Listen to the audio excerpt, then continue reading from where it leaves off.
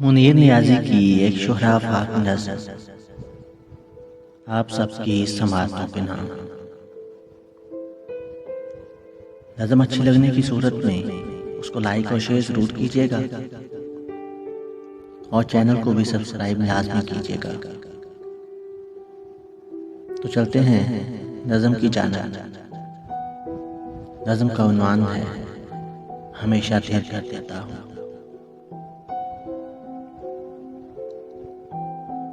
हमेशा देर कर देता हूँ मैं हर काम करने में। जरूरी बात कहनी हो, कोई वादा निभाना हो, उसे आवाज देनी हो, उसे वापस बुलाना हो, हमेशा देर कर देता हूँ मैं। मदद करनी हो उसकी, यार की ढारस बंधाना हो,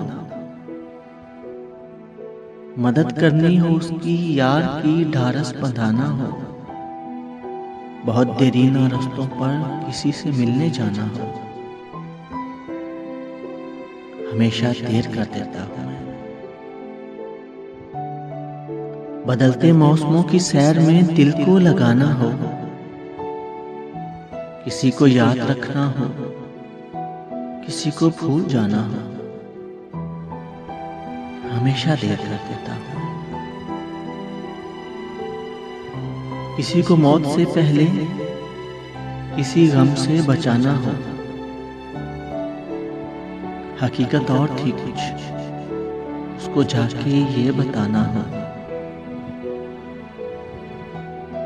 हमेशा देर कर देता हूँ मैं हर काम करने में।